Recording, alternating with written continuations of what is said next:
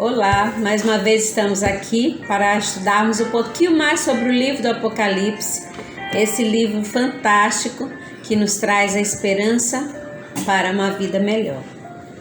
E o capítulo que vamos estudar hoje, eu confesso para vocês que o assunto é o que eu mais gosto de falar, é justamente sobre a volta de Jesus. A tônica do capítulo 19 do Apocalipse é a celebração da vitória de Jesus sobre Satanás e suas instrumentalidades para enganar e destruir o ser humano. Tanto anjos quanto homens celebrando a vitória de Jesus. Este é o tema principal do capítulo 19. Mas o assunto que nós vamos tratar, que é o principal, é a volta de Jesus.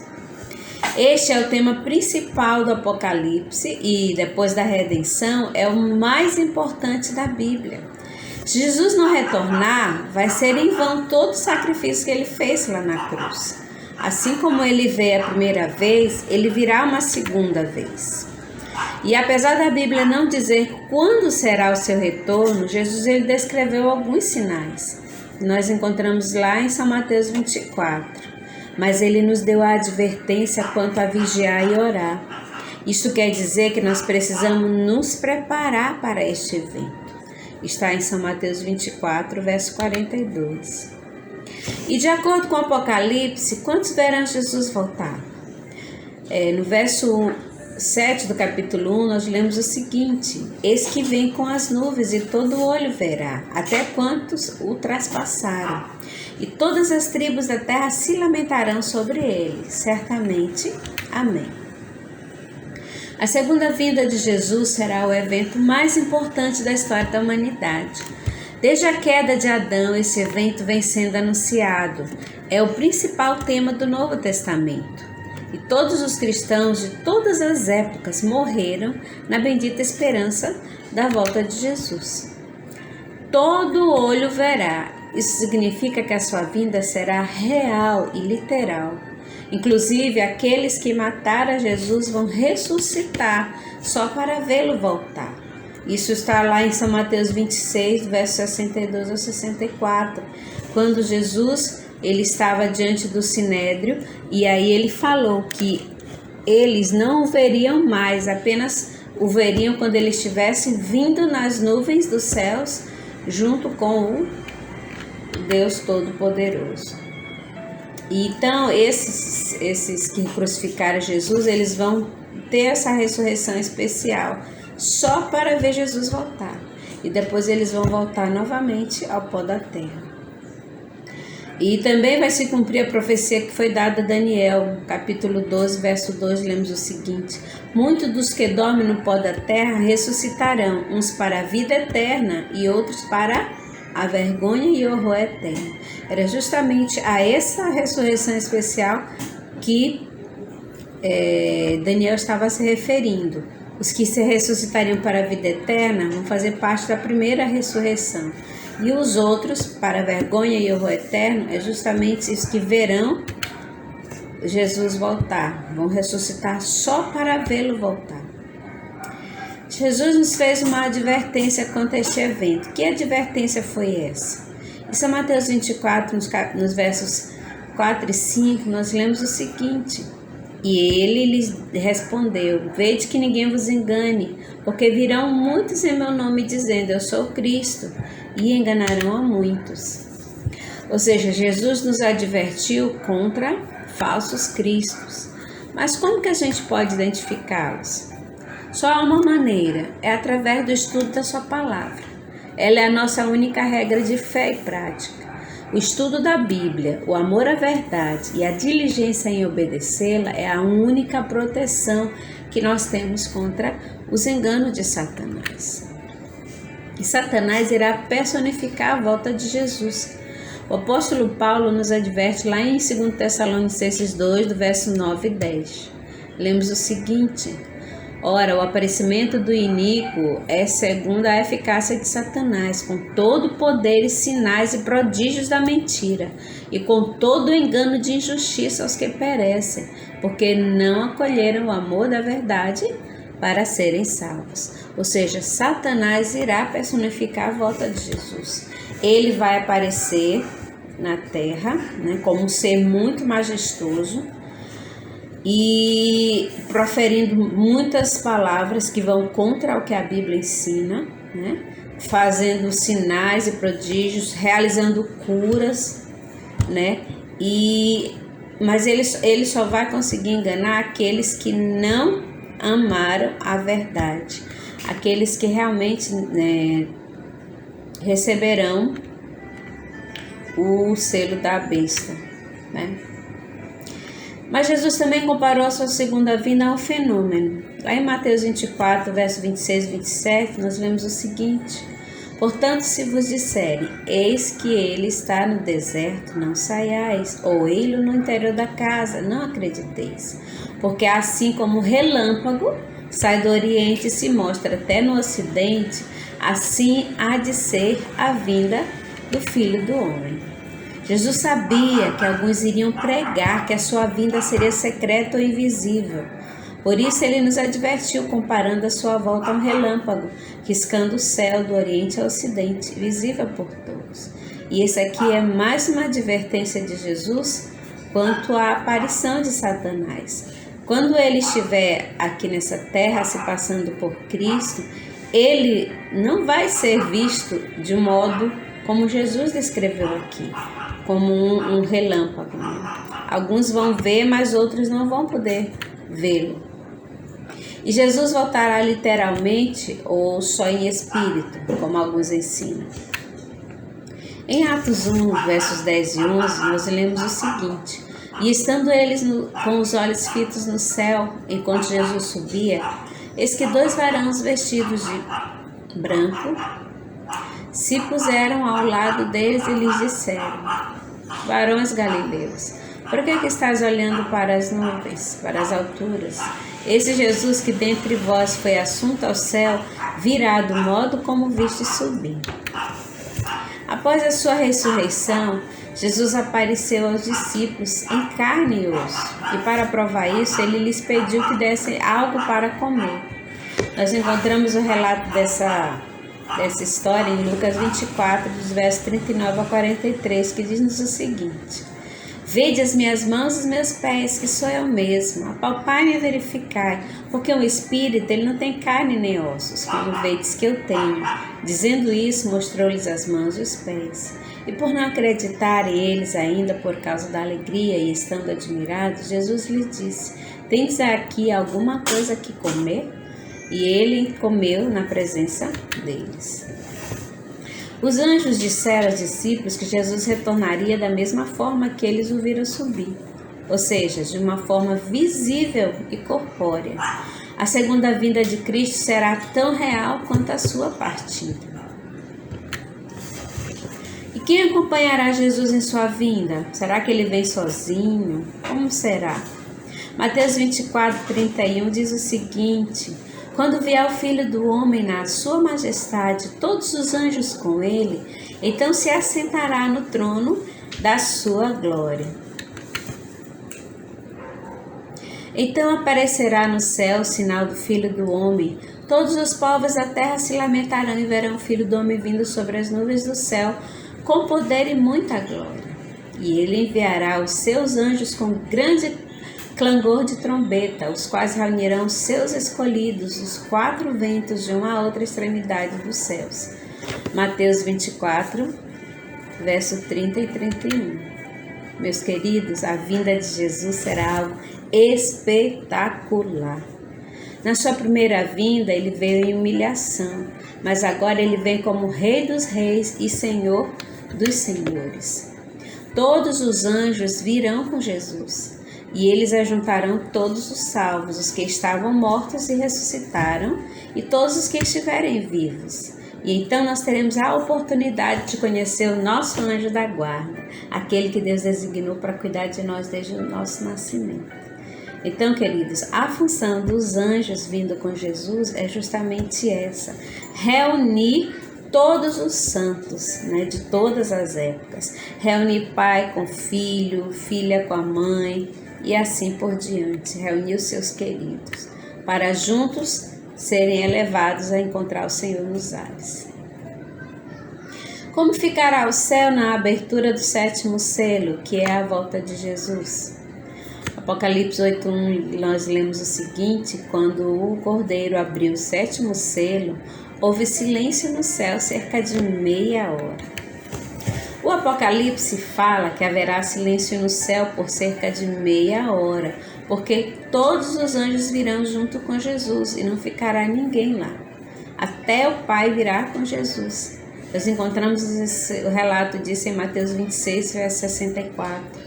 Respondeu-lhe Jesus: tu disseste, entretanto, eu vos declaro que desde agora vereis o Filho do Homem assentado à direita do Todo-Poderoso e vindo sobre as nuvens do céu. Ou seja, o Pai, o Filho, junto com os anjos, virão a essa terra para nos buscar, para buscar os salvos. Eu espero estar entre eles, eu estou fazendo a minha parte, estou tentando me preparar, estou buscando ao Senhor, porque eu quero estar. Eu acredito que você também queira estar entre os salvos. E por que o Espírito Santo não vai voltar com eles? Porque o Espírito Santo ele já estará aqui conosco. Deus prometeu que ele nunca ia nos deixar até a consumação dos séculos. O Espírito Santo ele vai se retirar dos ímpios, né? Quando a porta da graça se fechar, o Espírito Santo se retira da terra, né? Mas ele vai permanecer com os salvos, porque ele é o nosso Consolador, ele é a presença de Jesus em nossa vida, né?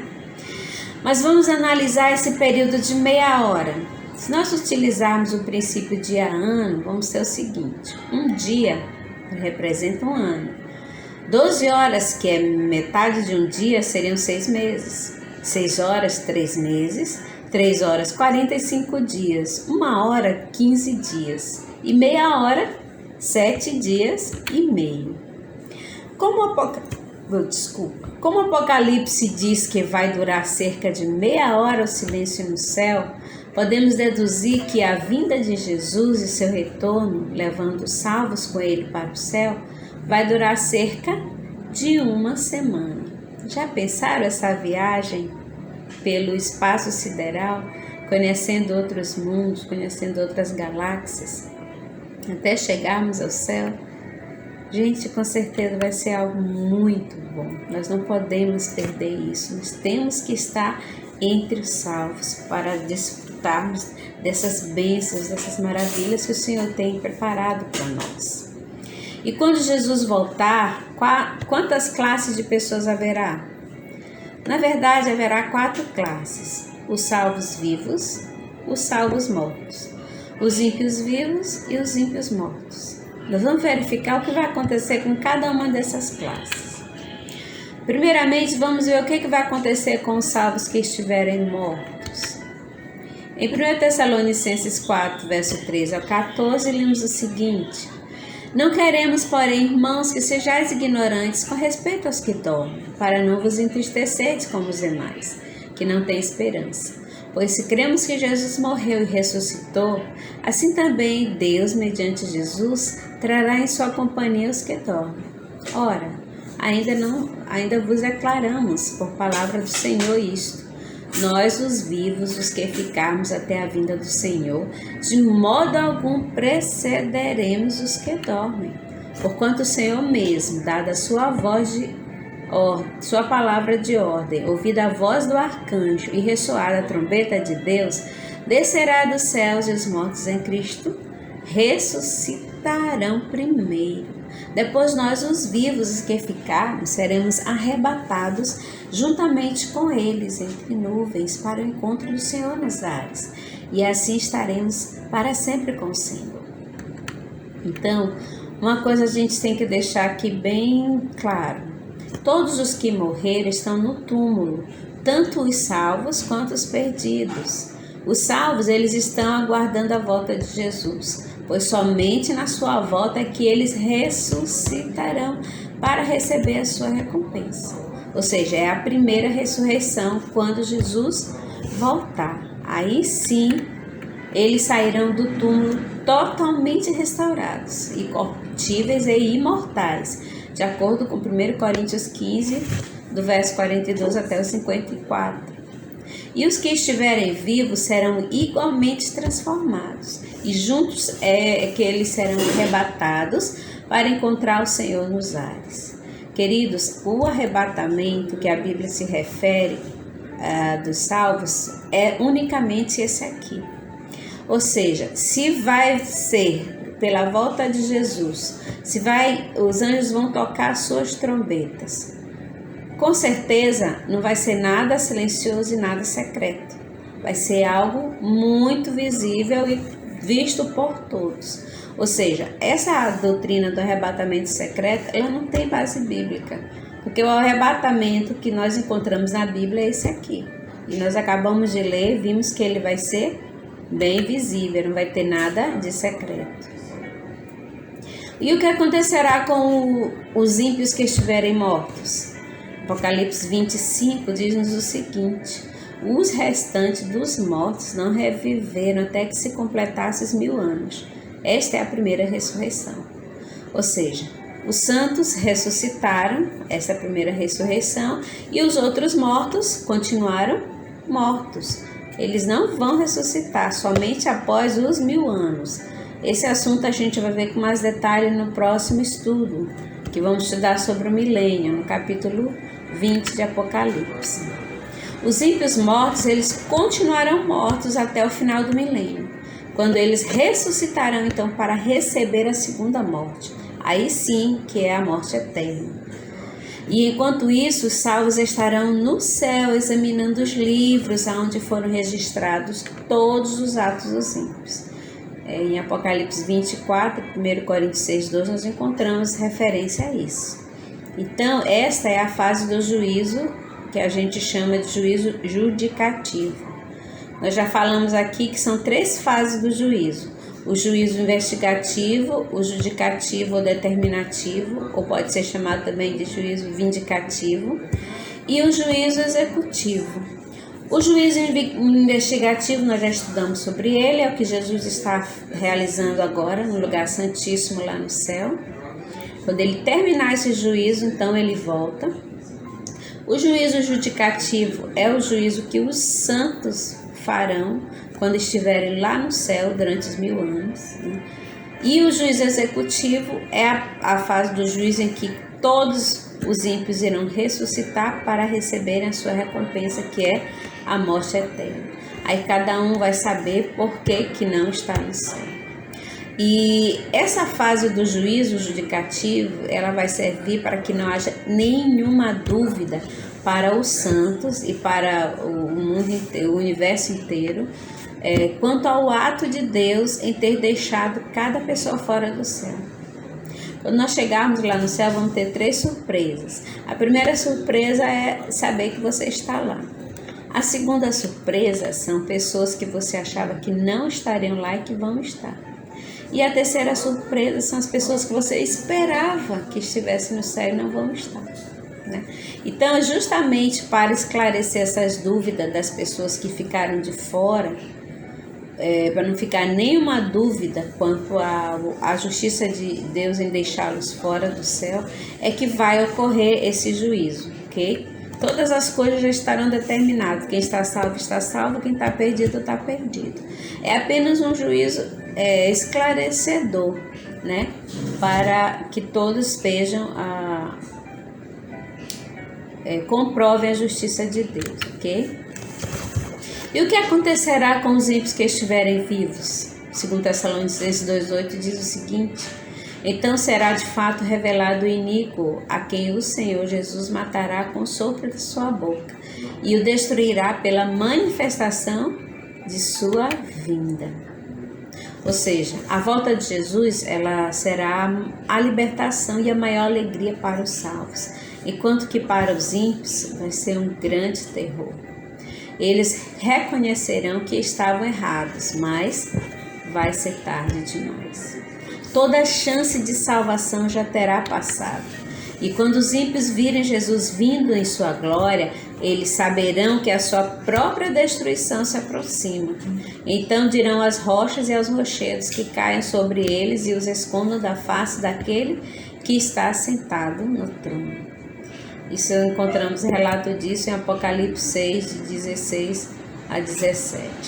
Queridos, vai ser um período muito terrível, muito triste para os ímpios. Então nós temos que fazer de tudo para não estarmos no meio desse grupo, porque vai ser muito triste mesmo. E quais serão as condições de vida após a volta de Jesus?